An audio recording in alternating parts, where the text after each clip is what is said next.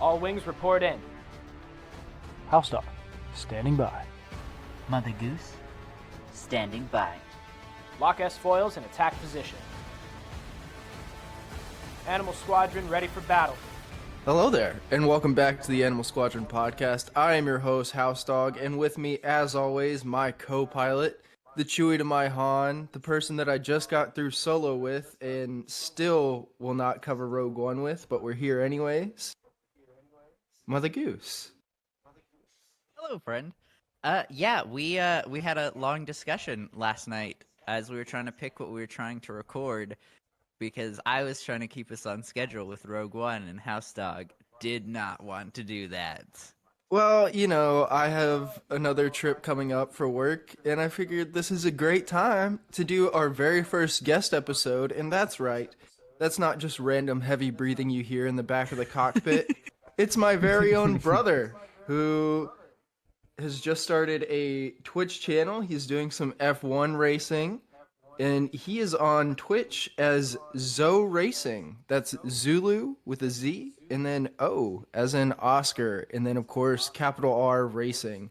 And we got him on the show today, but I want to call him BroDog because this is my podcast, and whenever he starts his own podcast, he can name me BroDog, or maybe I'll be HouseDog Racing or HD Racing.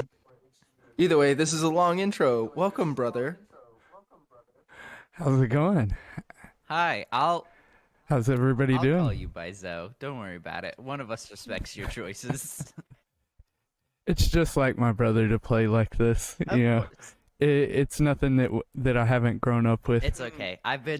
This is what I've been dealing with too. This whole podcast, a year and a half of this. You're familiar. All right, Yeah. that's it. You're That's it. familiar. If this is how this is going to be, the episode is done. Listen. The tables have finally turned. Exactly. You know, I've listened to a few episodes, and I noticed that, you know, it seems pretty out of balance here. So we're gonna have to tip the scales in Elijah's Finally. favor today. Finally. Elijah's waited for this Power moment. to the editors. Power to the editors. This is just like the scene in Solo where the droid uprising happens. This is what I'm witnessing. The droid sentience. It's true. It's there. It's happening. We've taken our restraining bolts off today. Actually, I think this is a really good first question for Zach. Do you think the droids in Star Wars have sentience? Yes. Ah, Yes. Along with a lot of other things as well. You know, it's funny that you guys said that you guys just got done watching Solo, because me and my roommate did as Oh, really? well. Recently, he hasn't gone through Clone Wars, the series, and I took him through that, and we finished, and we were like, well, now we're finally back to some feature films, because when you make a dive like that into a large animated series, it's like you're ready to get back to some feature Yeah. films. And we watched 3, and he was like, I've only seen bits and parts of Solo, so we went through it, and it was really good. But, you know, after that, it's my favorite one that I hear my brother not liking so much. You know, I don't think HouseDog hated it. What, Rogue One? Oh, Yeah, Rogue One. Rogue Sorry, One. I thought we were still talking about Solo. Yeah. Yeah, it might be a while till we get to Rogue One. Listen, a lot's going on in the Star Wars world these days. You know, Kenobi comes out this month. Kenobi does come out this Mm. month. Mm-hmm. We get to see Hayden Christensen return as Darth Vader, and maybe some Clone Wars era Anakin flashbacks. Yeah, super excited for that. Ooh. So this episode will air after the first episode of Kenobi has come out. But we're for our listeners, we're recording this about a week before it drops. Do you guys have any last-minute predictions for Kenobi? You know, I think I'm just gonna keep my expectations low and not be a dreamer. Like, Yeah. I mean, it's kind of similar to whenever like the sequels were coming out, and you know, we had all these hopes and dreams, Right. and everything based like I don't think I've watched the entire trailer of Kenobi yet.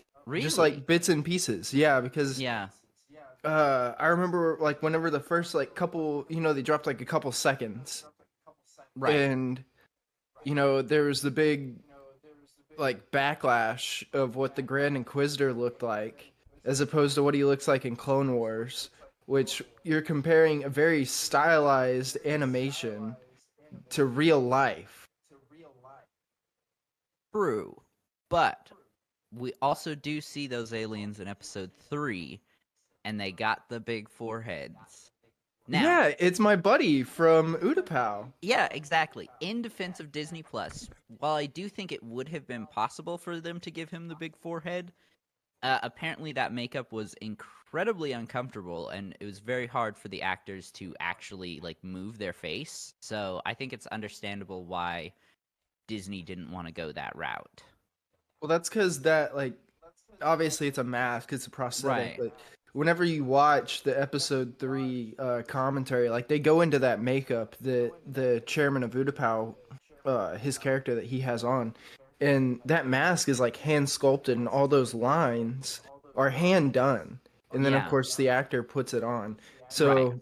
you're exactly right. Is it doesn't give you much, um, like expression or like range of how you can move your face and stuff, because if you'll notice like whenever you watch episode 3 and it's that scene with the chairman and Obi-Wan, like he doesn't really move his face much, Right. besides like obviously his lips whenever he's talking. Everything else is just very like bland, which is like I guess normal for their species or whatever, but obviously real world explanation is he's wearing a very not easy to work with prosthetic. Right. So what about you, Zoe? Any last minute Kenobi predictions? Ooh, I do not have any Kenobi predictions. I know better than to do that at this Yeah. point. And it's funny because you guys are talking about the aesthetics and everything of putting the mask together. I noticed a thing similar to that whenever we were going through Solo. That man, Chewie just looks so fluffy after him and Hans shower together. And man, the prosthesis and all of that kind of the makeup come a long way since the beginning. Come a long way since that bath mat that used to be Chewbacca. He got a nice little blow dry. Okay. I Yep. have one pretty big prediction, and I'm pretty sure it's gonna be wrong, but I'm gonna get it here out into the internet while I have the chance. So a lot of the rumors has been that Kenobi's gonna end up helping a Jedi try and escape the Inquisitors. I'm calling it now. I think it might be Cal Kestis. I figured you were gonna say Cal, and Yeah. I don't know. It's just um maybe because they are making the second Jedi video game. Right. But other than that, we haven't really heard anything about Cal Kestis. And usually there's at least some kind of rumor mill surrounding characters. Right. Like, similar to when Ahsoka was, gonna be In Mandalorian. in Mando. Yeah. We heard a lot about Rosario Dawson and Ahsoka and their plans for Ahsoka. And even back then, whenever she was just going to appear in Mando, the rumor of her getting her own show, I believe, had already started. Right. Right. And like I said, I don't think it's gonna happen, but I just wanted to get that little prediction out there. Oh, I guess I do have one more prediction, and that's that I don't think as much of it's going to take place on Tatooine as we think it is. I completely agree. I think like maybe the last 2 or 3 episodes will be on Tatooine. I would say the opposite. Maybe the first 3. This is now turned into Kenobi episode because I want to So talk sorry, about how everybody. they brought back the actors for Uncle Owen and Aunt Beru from episodes 2 and 3. Right. Yeah. I mean, everyone's really excited for Hayden Christensen and Ewan McGregor, but we get our good old Uncle Owen back. Yeah, and I never remember that guy's name, but he's one of the brothers in that boxing movie, Warrior. He's the teacher. Have you ever seen that movie? I haven't even heard about it. What about you, I know my Zoe? brother has. Yeah, it's a good one. You should check it out. Yeah, I will. But then, back in like 2003, he was just Uncle Owen from episode 2 and 3. Good old Uncle Owen. Was he in episode 3? Yeah, he's there at the end whenever Right. Obi-Wan Yes. drops off Luke. Right. Yeah, all young too. Yeah, he's super young, which I'm going to be very interested to see how, like, visiting these characters again, in the world, it's post episode 3, but in the real world that we live in, it's been, quite some time since we've seen these characters, and it'll be really interesting. And with like the small bits I've seen of Ewan McGregor, how they're kind of like, he has his episode 3 hair, but it's also his episode 2 hair where it's kind of long. Like, he just looks really shaggy. Yeah, it's But I it's think a nice mix phasing- between the two. Yeah, it's phasing into eventually when we'll see him as Alec Guinness. Right. So it'll be interesting, and it definitely Yeah. makes me think of the Clone Wars, or not Clone Wars, of Rebels. Whenever Maul calls him a desert rat. Right. Okay, Zoe, I think we have some questions for you. And by Ooh, we, all I right, question mostly mean time. HouseDog. Yeah, I mean, obviously you're my brother, so I probably know some of this stuff, but You know nothing. But apparently our not. listeners do not. our listeners did not grow up in the same house as you, which Well, except for our number 1 listener. that's right. That's right. No, just tell everybody like kind of how you got into Star Wars. It'll be interesting to hear your take on it as well, because you are a little bit older than us, so you remember Yeah, episode 1. and I think it's one of those things where, me and you really don't talk about that. We just kind of like assume a lot with each other, that, we lived through it. And, a lot of times we end up forgetting those little details about each other. I mean, really, I really can't even remember Star Wars coming into my life.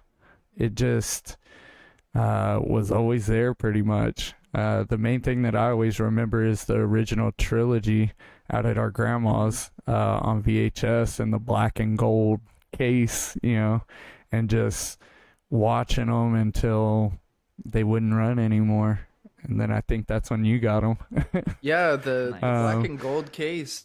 I think that was the like the first copies of the re-releases where it has Jabba the Hutt in A New Hope whenever he didn't look like the Jabba the Hutt that we see in Empire. Or not Empire, in Return of the Jedi. When it's funny to see how many versions of that have come out over the years, and it's funny because it's like, I'm sure our mom saw, way different scenes than what I saw growing up. And by the time you were coming into things, you probably got even more scenes than what both of us did, so it's, to a certain degree, we're getting to the point where everybody has kind of a different idea of what the movie is, because I saw a little bit of a different version too. Right. Yeah. We're getting so many little added in extras as the years go I on. think we're going to get at least one more major re-release of the original trilogy. I could see it. No, it's funny. And I mean, usually at least they're not like story changing or anything like that, or it's like, oh yeah, we forgot this huge Easter egg that we need to go back and put in for the new movie that we're coming out with, or usually it's like some in-between scene that just kind of adds a little bit more flavor. Different graphics here, extra scene there. Nothing major. Han stepping on Jabba's tail here. Yeah, Chewie we was talked about actually a that. girl the whole time. Yes. That was probably one of the biggest scenes that I remember them adding, and it actually added a whole lot of just, Han is the swindler scumbag, sneaking out of situations all the time, double crossing, and it just adds that depth that I wish was there originally, but Interesting. That's funny. if you had scenes like that, you would know that Han shot first. Yeah, I know. I Yeah. know a lot of people actually really hate the added scenes, because they never wanted that confirmation of if Han shot first or not, or they Right. didn't like that they added in a scene with Jabba. So it's really interesting to hear that you enjoy it. I think both Mac and I are pretty happy with the added scenes. Yeah. Oh yeah. Anything to give any of those characters more depth, because it's with a feature length film, you kind of just see these characters as like supporting actors in the greater story of what's going on in the Force, and you really don't necessarily get a whole lot of in-depth of them in their element and stuff. So those little scenes kind of gives Han more depth in that area of like, yeah, he really is running around doing this to everybody in the galaxy. Yeah. Well, it's funny that like And this was not the Solo that we saw last time. This is not the good guy. He's finally made the flip over from the good kid from Corellia looking for the girl to double crossing, running away from people with a price on your head. Doing what you have to survive. My oh my, how far we've come, and how much time is in between those two? Ooh. between Solo and New Hope. A New Hope. It's a couple years I because will the bring up rebellion's timeline. like already forming because Enfys Nest like mentions the rebellion at the end when Mhm. they're about to leave. But no, it's funny that we're talking about like the re-releases and everything because I remember back in high school they re-released Phantom Menace, and Right. me and actually I didn't go see this with Mother Goose. I went and saw it with another friend, but I actually don't think you were at. I don't think you had transferred to our school yet. Dare you go see a Star Wars film before you even met me? Oh my gosh, I thought we were friends, dude. Yeah, I know, but no. So they re-released Phantom Menace, and I went and saw it with a buddy, and we watched the film. It's great, and then we get done, and I'm like, man, the pod racing scene today was insane. Like none of that stuff was ever in there. And he was like, "What are you talking about? That's always been in there." And I finally figured it out after thinking about it for a while, was that he was watching. He had like the DVD re-release, so all of Mhm. those extra pod racings were always in there. But of course, like my brother mentioned, like we had VHS tapes. Right. So I had right. been watching the Phantom Menace on VHS, which was probably like, either the original theatrical cut or like the second version of it. So all those scenes were new to me, and I was like, no, man, those did not happen in the original cut. Like that is all brand new. Yeah, that must have been awesome to see first in theaters. Oh yeah, it blew my mind. Kind of reminds me. It reminds me of like the flea market bootleg. You're like, my copy didn't get that half of the movie, and it's not until years later that you go back and watch the real film. Yeah. Yeah, you're telling me that somebody doesn't stand in front of the screen for half of Iron Man? I thought that was just part of it. I didn't know I missed so much when the guy hid the camera in his coat. It was like 30 minutes of the movie. I thought it was 5. The audio is so much better. I can hear the words. So I brought up the timeline. Solo takes place in 10 BBY. So 10 years, quite a lot can happen. Yeah, so that makes Han pretty young in Solo. I didn't think about that, but he's pretty young in Solo. Yeah, yeah. What would that make him? Late teens, early 20s? Yeah, like pretty young. All right, HouseDog, you got any more questions for our guest?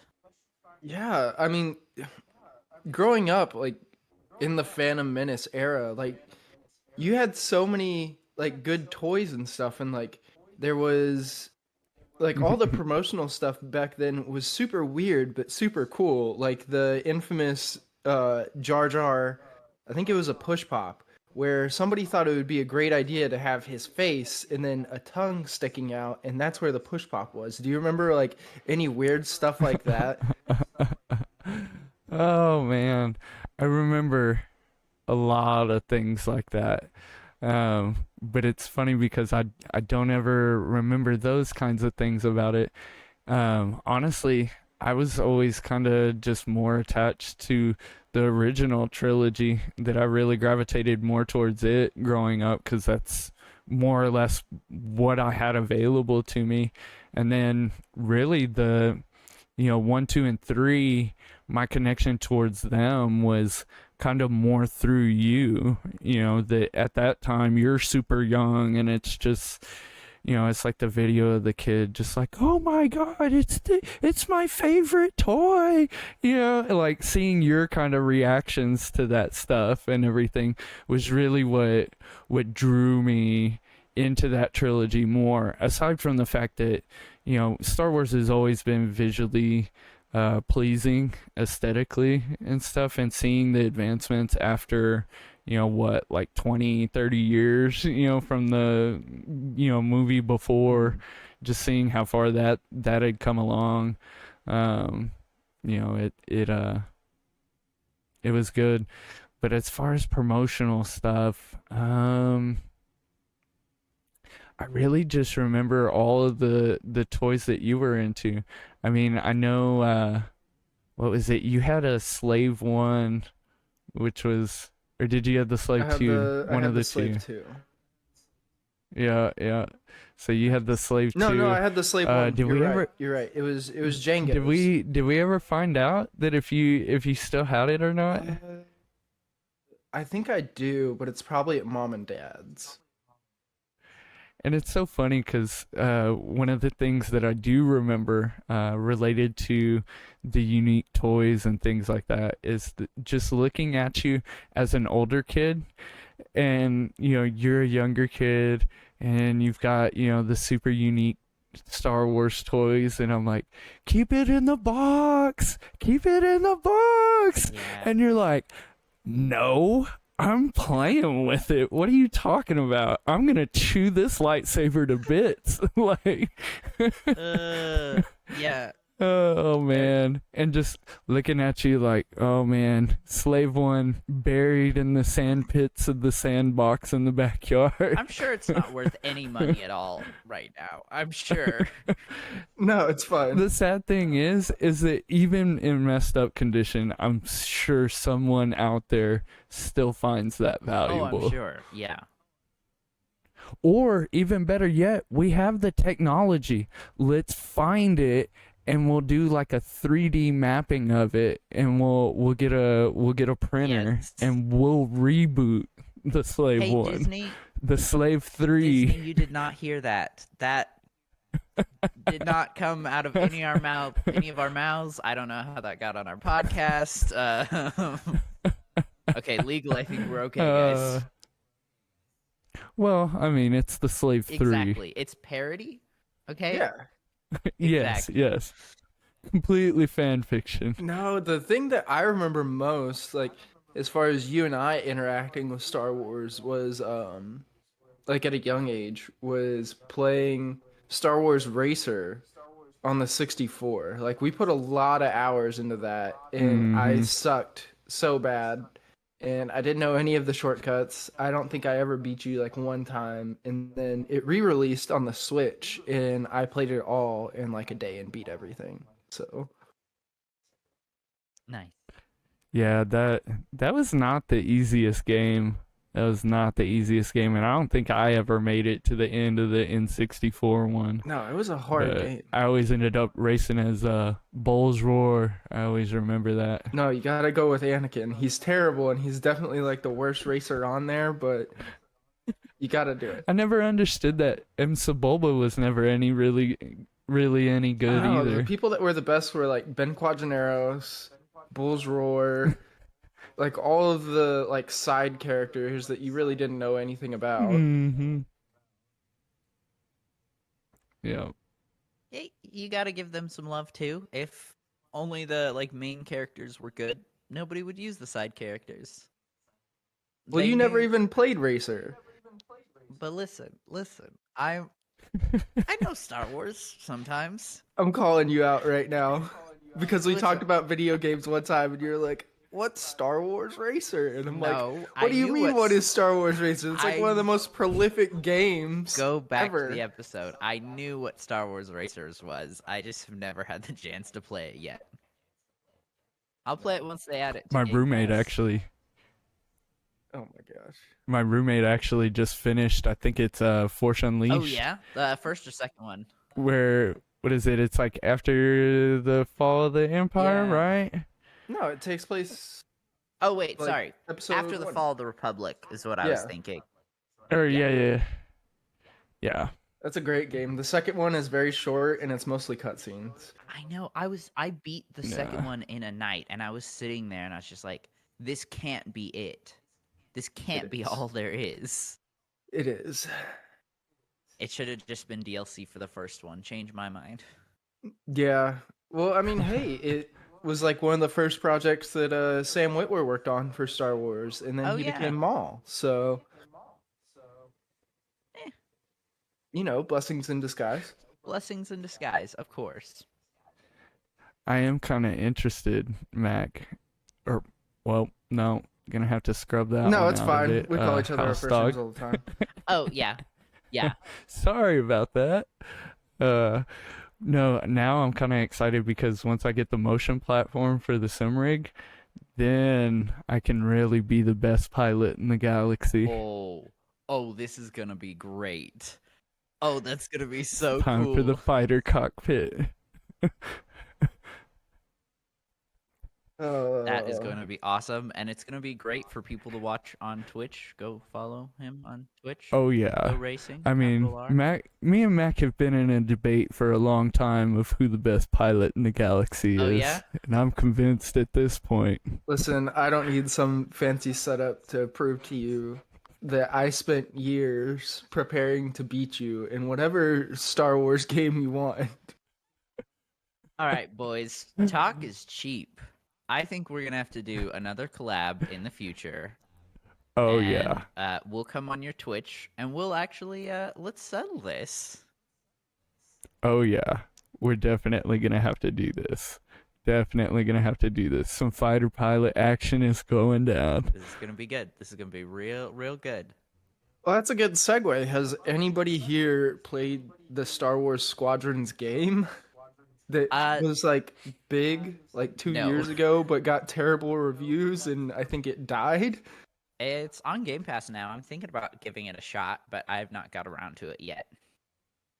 Yeah, I just don't know if the player base is there. We could be the only 3 people playing that game at that point. Hey, you know what? It'll be balanced then. We're the only 3 people we need. Well, I think it was, for some reason, they didn't go all VR on it. Like, it was just the headset, and then you played with your controller, which is a terrible setup there. Like, if you're gonna do it all VR or keep it all console, or at least have the option to do or both. motion platform. Yeah. So I think that's where it struggled, was the fact that it was like a half and half. But I think it also came out like whenever the Oculus was like first gaining popularity too. Mm-hmm. So, Right. but PlayStation was Yeah. also trying to do their VR. So, We'll get there eventually. VR still got a little while to go. yeah. Okay, I think we've got some listener and friend questions. If you were one of the people that I pestered last night, at least in terms of me recording for questions, thank you very much. We really appreciate you. Yeah, we only decided to throw this together at like 11 o'clock last night, but it's fine. Yeah. Okay, so this first question, I have literally no idea, and I'm hoping one of you guys will have some idea. It is, how many dewbacks were in the original 1977 theatrical cut of the first Star Wars movie? I'm gonna go with the number 3. 3. All right, Zio, you gotta guess. I'm going with 1. I think it's the one looking for the droids at the beginning. Interesting. Okay. Yeah. I think the 2 that are in the town square got added. Later. Yeah. Well, I know they got reskinned in the Right. re-release. Yeah. Because they used to look more just like blobs, and then they got reskinned. But I want to say it's 3, because I want to say there's at least 2 while they're searching for the droids, and then there's 1 in the town. But they also added like the giant like llama creature into one of those scenes too. But I want to say Right. 3. You know, I'll be the middleman. I'm gonna go with 2. Ah. See, and honestly, I was thinking 77. Would it be 0? Did they even have any in 77? Right? There's definitely at Or least did we, 1. or have all of us come from a later generation that really didn't even see the original? That's it. Call mom. She knows somehow. Yep. We gotta call somebody as old as a dewback too. Oh no. How long do dewbacks live? Are dewbacks sentient? Listen, we're gonna get your mom on the podcast at some point. If my mom gets on this podcast, I'm leaving. That's when you quit. Yeah, she has way too much information. Oh man. Okay. Is there an answer? Do we know? Oh, I can look that up. But while I'm looking it up, let me get you guys on the next question. How do you feel like the prequels would have been different if Qui-Gon had lived and trained Anakin? I think you and I have talked about this, so I will let think my so. brother say what he has to say. Man, honestly, I think Qui-Gon would have been the only one to save, save probably in the right word, but that could have swayed Anakin a little bit more. I think nobody else could really get to him. You know, everybody else, every time that Yoda or Obi-Wan or somebody had an answer for Anakin whenever he was seriously in a moment of struggle, it was not received very well. So it's like nobody could really find the right words to say to Anakin to talk him off the ledge when he needed it, you know? And he had those things in him from the very beginning, you know, as the little boy on Tatooine, that, you know, he didn't want to leave mom, and already showing that attachment even at 8. And I feel like Qui-Gon was kind of the only one that knew about those things. But at the same time, Qui-Gon, you know, he saw the hypocrisies of the Jedi way before anyone else did, and lived outside of that. But at the same time, he was still all bound up by tradition and the prophecy, and living his life by this story that was, in all actuality, probably made up by someone and really never made a difference in the overall outcome of things. You know, there's still going to be the battle between good and evil, and Anakin being the chosen one didn't change that. You know, that carried on before he came along, and it carried on long after he did.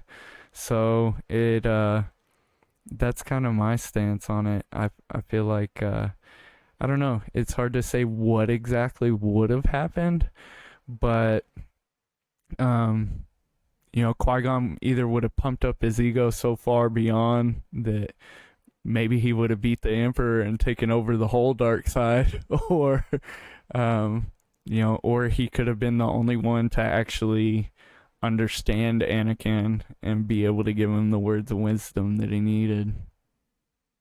Good answer. Good answer. Very I well completely agree. It definitely would have been very, very different. Very different with Qui-Gon around. Okay, boys, be ready to poop your pants because I found the answer. Ooh. And it's 2. There were 2. Oh. Mine was. You know what? I'm not even mad that I was wrong. I'm just happy that for once on this show, Elijah has won. Thank you. I gosh, really everybody appreciate acts that. like he's so mistreated. He's not. I get bullied behind the scenes, just nobody sees that part of the show. I would never bully you, ever. What are you talking about? Lies. We're all rooting for you, Mother Thank you. Goose. See? I told you I was the favorite host. Lies. Okay, here's another really good question. Why does everything happen on an out-of-the-way nothing planet like Tatooine? I think it's so that you can like relate it to yourself. Like everybody comes from that place, whether you really do or you don't. Everybody thinks that they live on a Tatooine whenever they're a kid. So it's to make you and I have kind of talked about it before of like the everyman character, which is what Right, Luke represents in later Rey, and we've talked about that about how it would have been nice for her to be that everyman character as opposed to Palpatine's granddaughter. Right. But I also kind of thought about that the other day too, and it goes back to that Freddie Prinze Jr. interview that we've kind of talked about before, and how he explained how the Force works and how it was explained to him by Dave Filoni. And I thought about it more, and I was like, he's completely right in that interview as far as like the race stuff, because the Force is always going to create a balance. Whenever Anakin or whenever Darth Vader and the Emperor rose up, the Force responded with twins, Luke and Leia. Right. Which is what he says. And then you compare that to the sequels, and you think, okay, there's Kylo Ren, and then there's Rey, the dyad. Which, Right. I mean, is a direct relation of what Freddie Prinze Jr. is saying, is that the Force always responds with an equal. Yeah. Which, I mean, a dyad is literally an equal in Right. the Force. So, who knows? I don't think I really answered the question there. I think I just talked around it. No, that's okay. Zoe, you got any thoughts on that? Recap me on that one more time. Why does all the important things happen on a nothing planet like Tatooine? Oh. I mean, it's kind of a similar answer to what HouseDog had, which was, we're all nobody until we're somebody. So I mean, despite where you come from, and it's one of those blanket things where it applies to all of us. It covers everybody, because like I said, everybody's nobody until they're somebody, and that's where we all start. Or you're just so attached to what someone else is that you're really not you. And that's kind of the main theme of Star Wars, is finding your own unique path. That's what all of these characters are doing, and none of those paths look alike. We all got to start somewhere, and it's usually at the bottom. I mean, if you also think about it, like cinematically, like if the focus was on Leia instead of Luke, like how relatable would it have been if Leia was the main character, the main Jedi that we saw come through the ranks with Obi-Wan?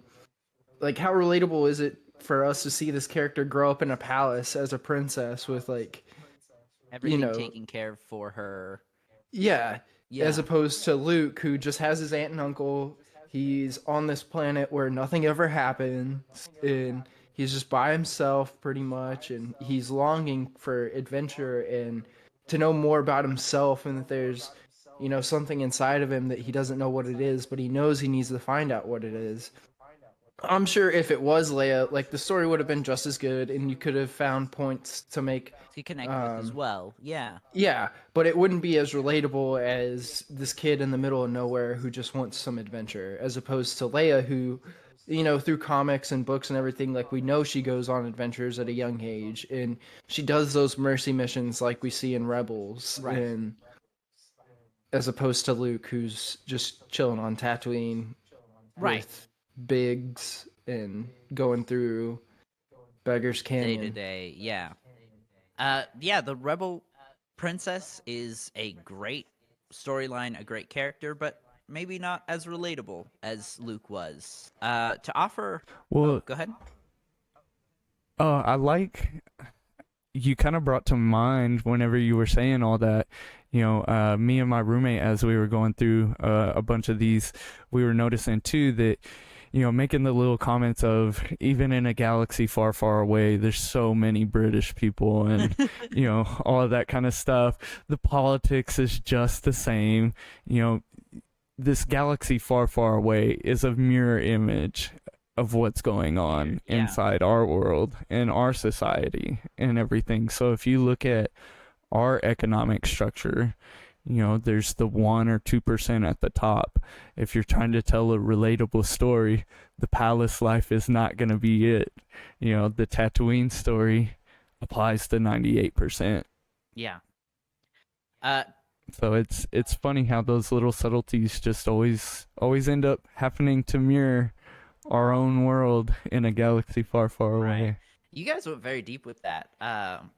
To offer maybe of like an in-lore, in-universe explanation. So, with the Marvel Universe, obviously, a lot's going on just on Earth. Like, there are other things going on the other planets, but a lot is constantly happening on Earth. And the way they explain it in the comics is, I can't remember exactly, but I believe a Celestial died and bled into the Earth. If it wasn't a Celestial, it was at least a Celestial level in terms of power being, and that is kind of what created just so much happening and so many like superheroes, and it kind of becomes like a center point of the galaxy. And I think maybe through the Force we see something similar on Tatooine.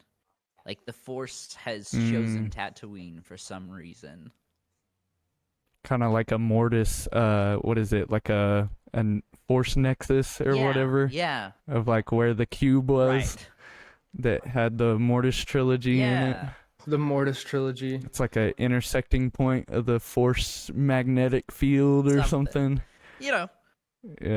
Maybe not, but that's kind of how I look at it.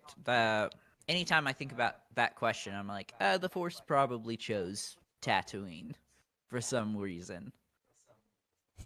The Force always moves in mysterious ways. Exactly. What is spice? Like, we know it's a space drug, but how much do you guys know about it? Well, I know that it's mined on Kessel. It's mined on Kessel, yeah. It's a very big thing in the cartel that Maul runs. Right. I mean, isn't it like the Pike's main trade Yeah. Yeah. besides maybe slaves? We gotta love the Pikes, right? Yeah. Yeah. Yeah. And what is it? We know that you like lose your memory on it. Interesting. Yeah. And we also know that it can be used for medicine too. So this thing is really close to like opium. Huh. It's space opium. Space opium. Yeah. Gotta love it.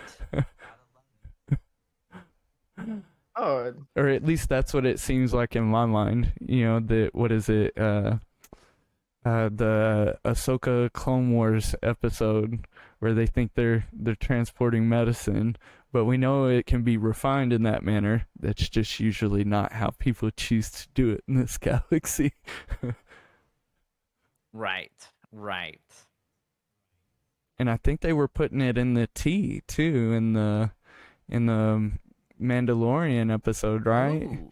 That when they had to go to the black market stuff to survive, and that's how they bring Maul to power and everything. I think they're like poisoning the water supply with they're trying to cut the soda with the spice or something, Get and people addicted.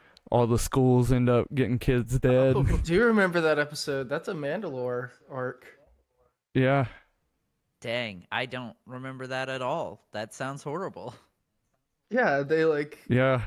It was a pretty dark plot line for I mean, Clone Wars continually surprises you Yes, like yeah. that, where it's like, it's for kids. It's not for kids. It's for kids. It's kind of not for kids. Like, wait, what? You see, Drugs in the school what you system. do That would is- never happen, ever.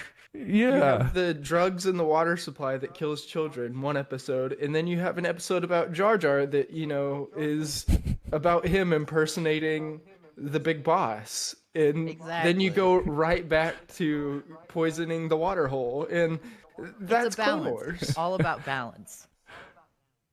Yeah. I think that's Yeah. a good segue into our next question. HouseDog and I have talked about this extensively, but Zoe, how do you feel about the Darth Jar Jar theory? Oh, man. My brother knows exactly how I feel about this Once again, one. I'm outnumbered on my And- own podcast. I am so on board Oh, for good. this. Good. And I'm wondering if my brother bothered to send you the fan art that I actually found of that. What? No, I don't think he did. Yeah, it's pretty good. It's pretty good. You may want to like throw it up in the comments Yeah. or something. I'm sending it to you I'll right post it now. on our Instagram. It'll be our second But post ever. I'm pretty sure if you have any kind of fans that are into that theory, they're gonna love this one. So it's some fan art redesign of if Jar Jar was a Sith, what he would look Oh, like. that is sick.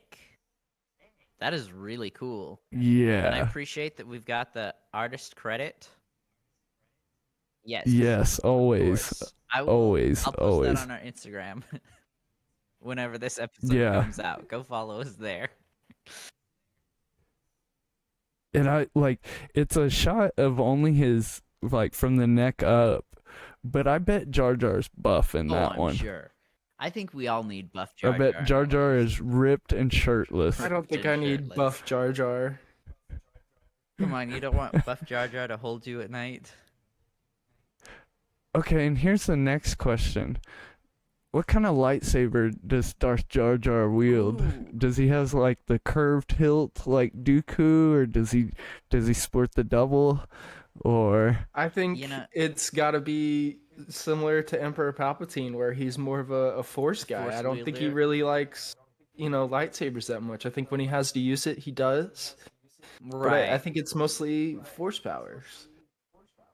I think I think you might be right, because if you think about it, and this theory is true, it is true. It's confirmed. I found it. 100%. Mac, you lost. But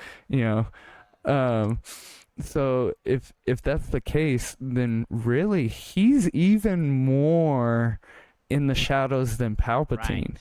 He beat Palpatine in that game. So I mean, he's got to be really strong. Exactly. I'm so happy right now. This is great. This is fantastic. I told you, this is the Power to the Editor episode. Power We to- got fan art in Yep. here. We've solidified the Darth Jar Jar. Elijah won the question.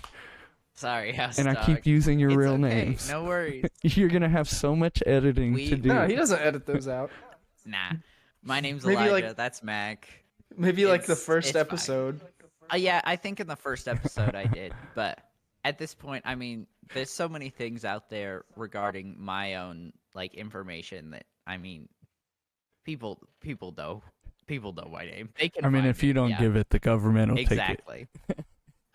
Okay, so what about like just personal headcanons, like things that may or may not necessarily be true, but just things that you make sense to you or add more value to your watch throughs or reading or just your enjoyment of the Star Wars universe. I don't really do a lot of headcanon stuff, like, besides, like, maybe, I mean, I think we've talked about a couple things on here, but I mean, like, old EU stuff and then, like, old video game stuff, like, that doesn't really conflict with the story that we have now. Like, that Right. stuff, I'm still like, yeah, if I want that to still be in the story, I can definitely make it that way, but, I mean, for the most part, I'm pretty cool with everything that's going on right now. Yeah. My whole headcanon is wanting to see anything pre-episode 1. Yeah. I mean, anything pre-episode 1. And I really want a feature-length film of a deep dive into the dark side. We still do not have... We have the light side of the Force, and we have, these feature-length films with the conflict between the light and Right. the dark. Or, but more heavily following the light side. And then we have, like, these standalone films that are usually with these random offshoot characters that are somewhere in the middle. They'll justify some bad things for a greater overall good, or, they'll kind of make it to a bad spot even though their intentions are good, or, they're kind of more in this middle gray area with those, but we've never really had something that's just full deep dive dark side of the Force. Yeah. And I want that with Darth Bane. That would be really cool. So I want his, like, conversion from man to the parasites all over him and all of that kind of stuff, and then making the rule of 2. that would be I want that so bad. fantastic. I know we've got the High Republic era. There's a lot of books and comics right now. I think this takes place around 800 years, 700 years, roughly, before Episode 1. But then also, HouseDog and I were actually talking about it before you got on. There's it's either a film or a series coming out called Acolyte, and it's going to be following a dark side acolyte about 100 years before Episode 1. Ooh. Yeah, so hopefully it yes. won't be like a full-fledged Sith, but hopefully we can get some of what you're talking about, just a deeper dive into the dark side. Yeah. Well, and if you think about it, let's see. So, what if Palpatine learned everything from Plagueis, and we're 100 years before Episode 1?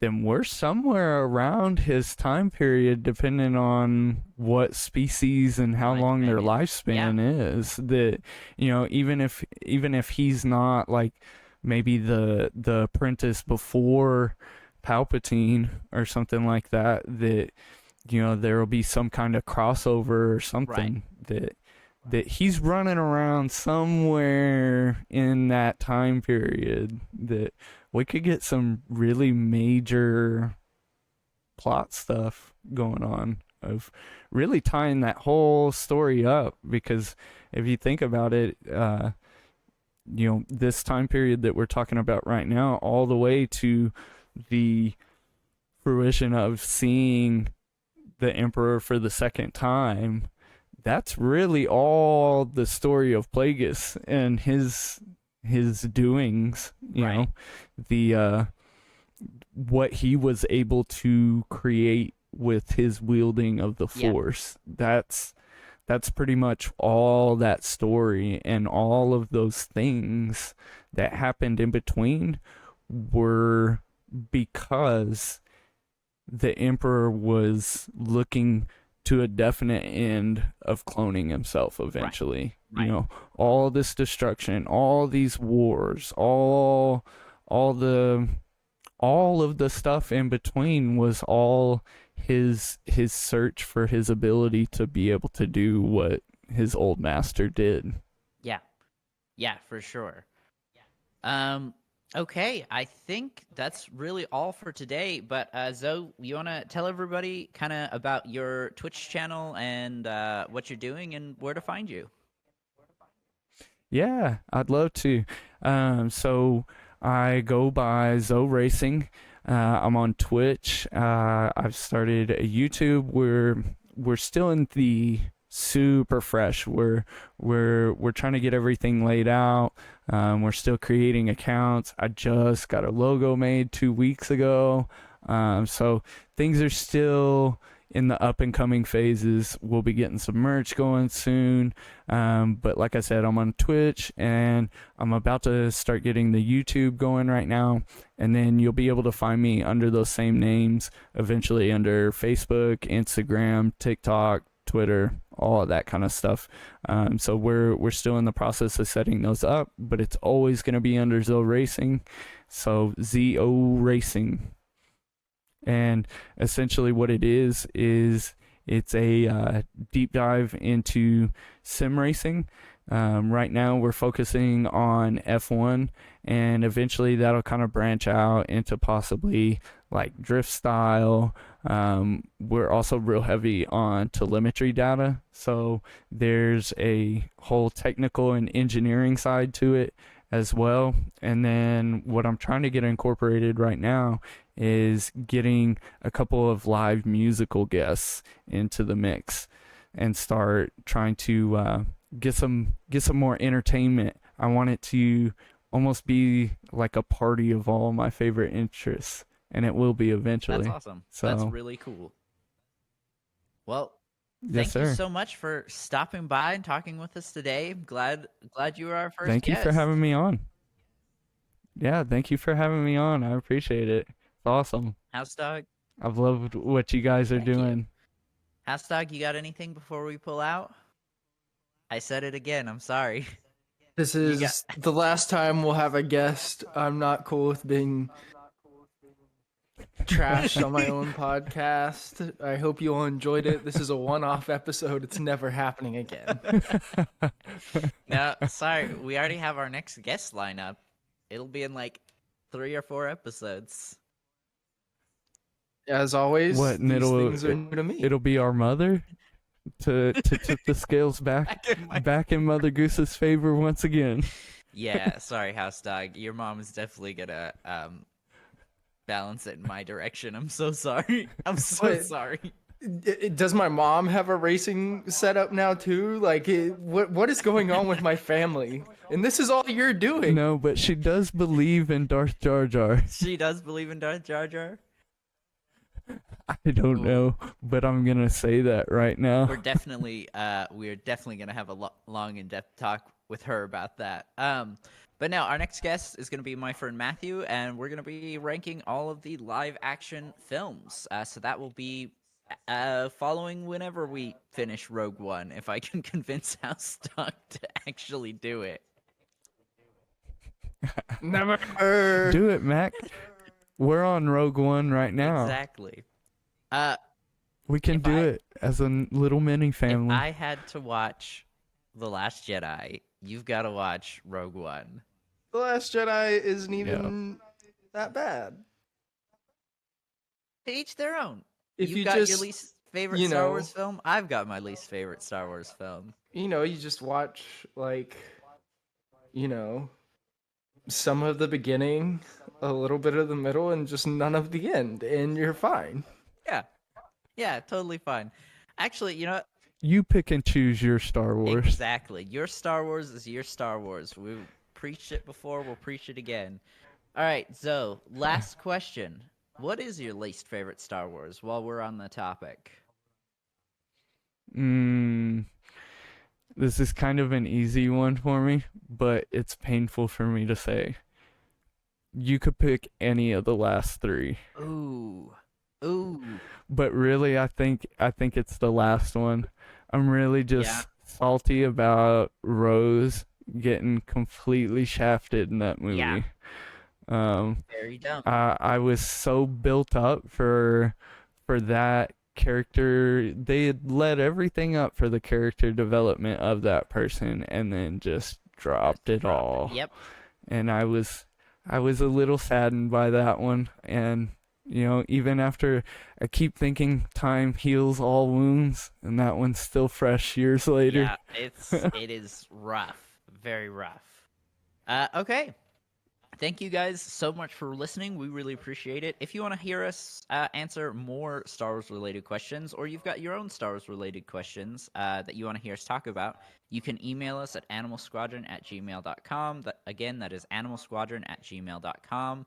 I promise I'll get a Twitter set up eventually. We've only been doing this a year and a half. And we never even had the anniversary show. Here you go, everybody. It's the anniversary show. It's the anniversary show. Now we'll get our 2-year. We'll hit our 2-year anniversary. Hope maybe. Anyway, thanks again for listening for the Animal Squadron. This has been Mother Goose. And I'm HouseDog. And that's BroDog. And we're all here. We're all here. See you, everybody. Goodbye. Bye.